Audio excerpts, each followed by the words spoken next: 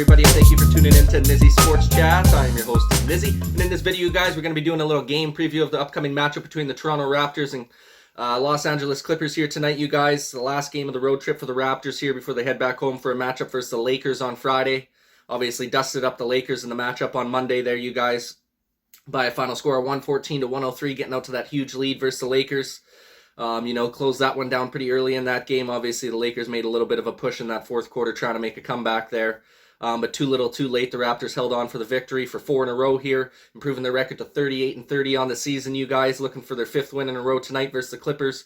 Clippers are coming into this one off a tough overtime loss versus the Cavs. I was really hoping they were going to beat the Cavs, give the Raptors a little bit of help in the Eastern Conference there, but unfortunately the Cavs bested them in overtime off a huge performance from Evan Mobley. Got a 30-point performance out of that guy in that game.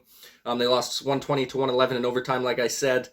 Clippers are sitting at a 36-35 record on their season, locked into that 8th seed out west. Raptors are locked into the 7th seed right now in the Eastern Conference, just chomping at the bit, trying to take over that 6th spot of the Cavs. If they keep faltering here down the stretch, we'll have to see what happens there, you guys. But nonetheless, should be a great matchup tonight. Definitely going to be the tougher game of the two LA games, in my opinion. I think the Clippers are the much better squad right now. I believe they beat the Lakers 4-0 this season as well, just dusted them up. They're just a hard-nosed team. They've, got some good playoff experience from the playoffs the last couple of seasons. Obviously, they're missing a bunch of big-time names on their squad. But they're going to come out hungry, ready to ball. Raptors are going to have to play a full 48 minutes in this one, in my opinion, just to be able to seal the deal. I don't think we can be taking quarters off like we did versus the Lakers and having them kind of etch back into the game. I think if we do that versus the Clippers are going to run away with this one, you guys. I just think they're a better team than their record shows as well. Like I said, they've dealt with a lot of injuries this season. They just play a hard-nosed style of basketball as well. They're out there giving 110% from start to finish in the games that they do play. So it's going to be a tough, hard-nosed fight for the Raptors tonight. Should be a good game to watch, you guys. Like I said, the Raptors are on a 4-game winning streak. Hopefully can make it 5 in a row here. 6-4 over our last 10 games. Same as the Clippers. They're also at a 6-4 mark in their last 10 games as well. Going through some of the injury reports here, you guys, so far. It's not looking too bad on both fronts for both teams here. Fred VanVleet's a game-time decision with that knee injury. It'll be interesting to see if he's a go here. I would expect him to play in this one. Just because we're not coming off a back-to-back. Obviously, we had the day of rest after the Laker game there. And then big news here, you guys. OG is a game-time decision tonight. He's finally removed from, the out list, I guess you could call it, where he's been on the injury report, hasn't been playing for the last couple of weeks with that broken finger. He's at least, moved up to a game-time decision now, meaning he's getting very close to being coming back into the lineup here. I would not be surprised if he sits out this game. And then have him come back on Friday versus the Lakers on our home court there, or maybe even against Philly over the weekend. I think we got Philly and Chicago after that Laker matchup. So we've got some big-time games coming up here before we see Cleveland again in a week or so.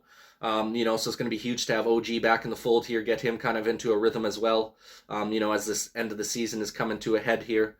Before we make our push to the playoffs, good to have him back in the fold. And then Malachi Flynn's still going to be out with that hamstring injury. Not a huge deal, obviously, as he's just a bench role player for us right now.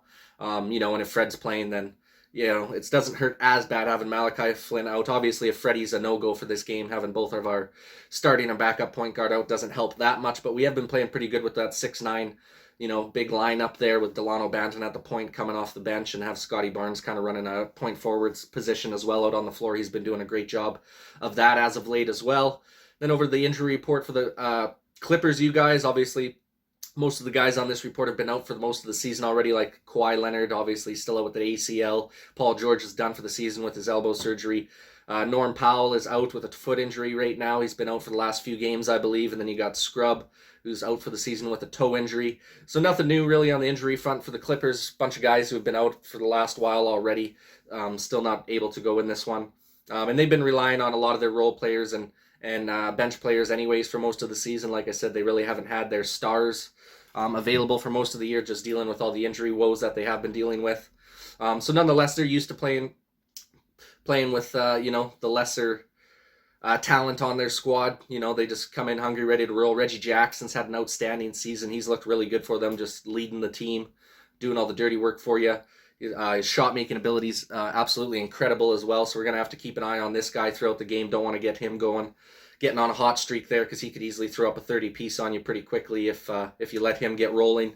So the Raptors are going to have to try and keep him in check in this game a little bit, you guys. We'll go over some of the keys to game before we round out this video here. I'd say probably the biggest key to the game for the Toronto Raptors is dominating the glass. Once again, you guys, we dominated the glass against the Lakers. It worked out in our favor. Anytime you can get more rebounds and get some extra shots up there, always going to give you a good opportunity to win the basketball game.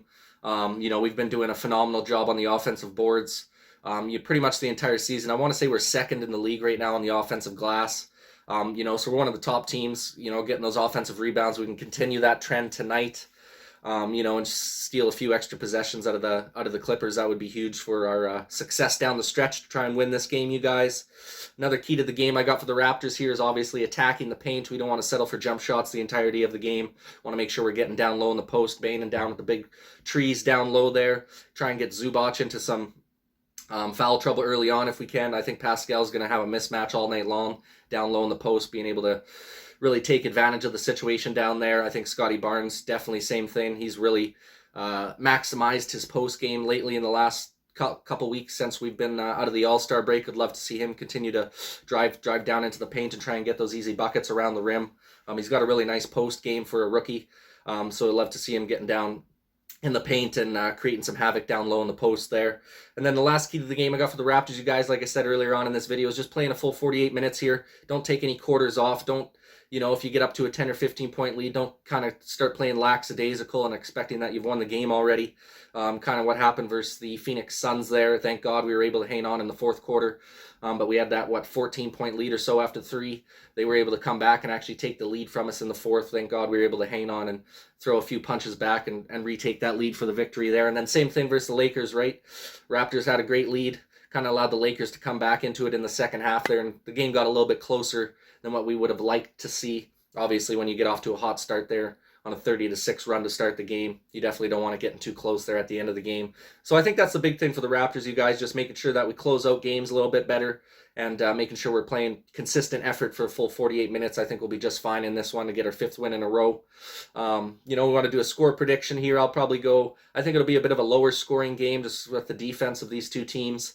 I could see maybe like a 105-98 win for the Raptors in this one, you guys, keeping it close, maybe getting a couple late free throws at the end there to seal the deal. But at the end of the day, I do think the Raptors got a good chance to win this one here. Making it 5 wins in a row, going to 39-30 on the season would be ideal in this situation. Obviously, we want to keep pace with the Cleveland Cavaliers, and try and steal that 6th seed from them before the season ends here. So we'll have to see what happens, you guys. But that rounds it out for this video. Please go ahead and like this video if you like sporting content like this. Go ahead and subscribe to the channel if you're looking for more sporting content like this in the near future. Would love your guys' opinion as well. You think the Raptors got a good chance against the Clippers tonight? Go ahead and drop a comment in the comment section down below. Let me know what your guys' thoughts are on the game coming up tonight. And like I said, that pretty well rounds it out for this one, you guys. Thanks so much for watching. This is Nizzy with Nizzy Sports Chat.